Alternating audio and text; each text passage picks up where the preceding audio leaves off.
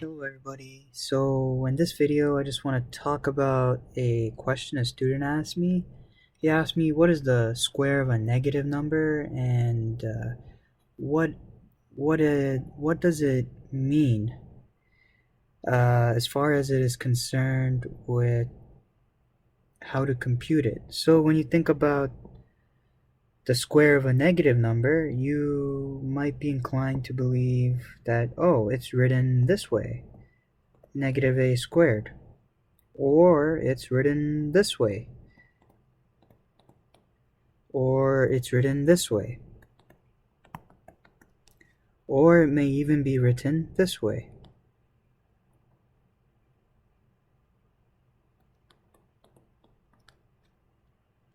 So if we look at what I just said in English, it could be interpreted as one of these four ways. However, what results are they implying? Well, let's consider the order of operations.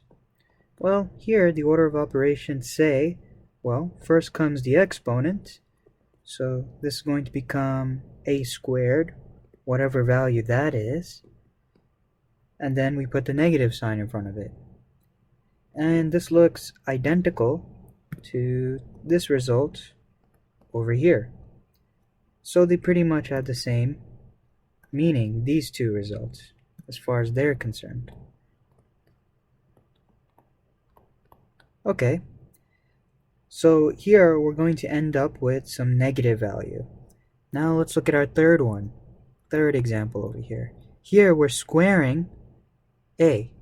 But remember, the negative sign can be seen as multiplying by -1. So we could just as well write this as -1 times a squared. So if we expand this, this is just -1 times a times -1 times a.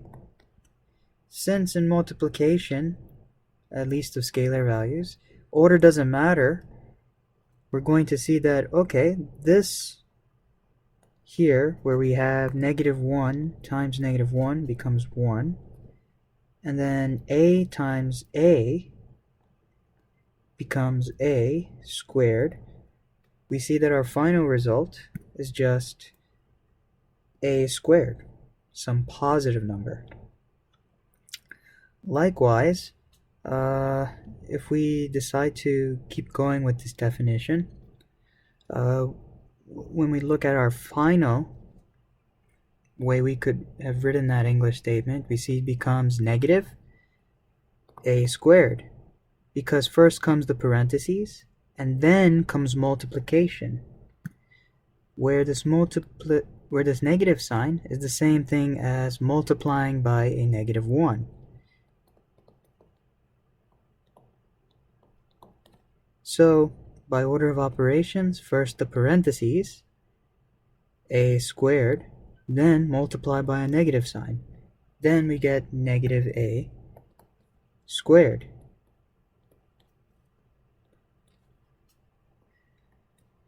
So what we see here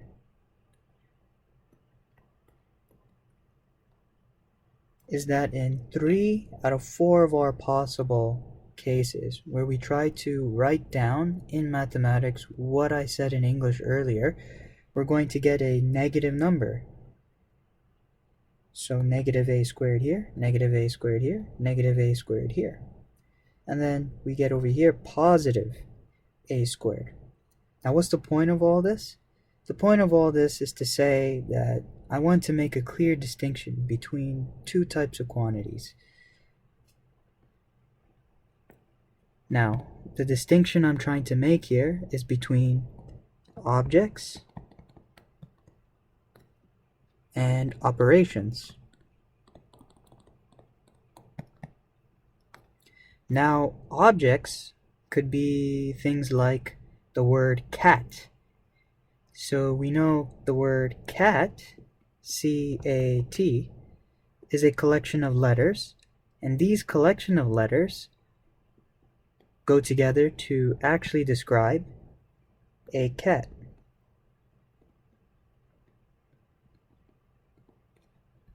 Which is another object. But again, we can also say that objects are also akin to being numbers, like the number 5 and 2. So what does 5 represent? Could represent 5 distinct objects, like 5 cats, 5 dogs, 5 apples. Same thing with 2. It could represent 2 dogs, 2 cats, 2 birds. But how do these objects interact? Well, this is where operations come in. For example, we have the plus sign. The plus sign doesn't actually refer to any distinct object. What it is an operation between objects. So let's say we look at our two objects, number 5 and number 2. Okay, what are they together? Well, how do we want to put them together? Let's say we want to add them. So by the result of adding them together using this addition operator, we get 7. Hence, the combination or the addition of the 5 object and 2 object gives us the object 7. 7, which represents a collection of 7 objects. Likewise, if we try to use a different operator, let's say 5 and 2 are considered again, but this time we use the multiplication operator. We see that, okay, we're looking at 5 groups of 2 or 2 groups of 5. But again, this operation means that, okay, just repeated addition in some sense. And we get 10 objects.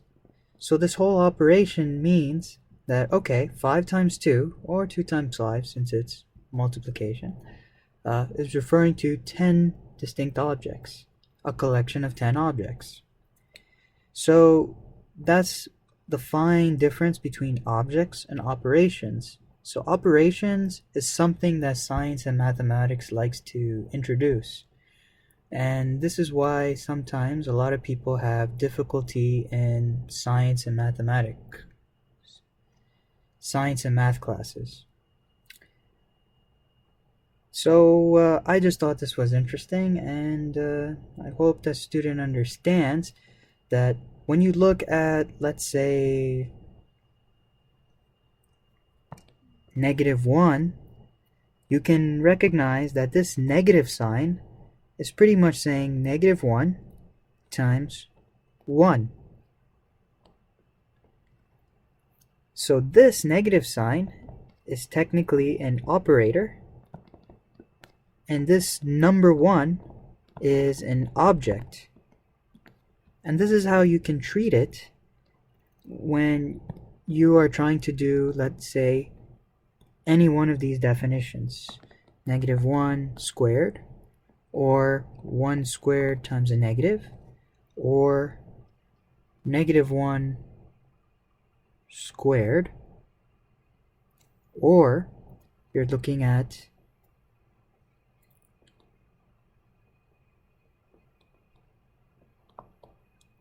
-1 squared in parentheses.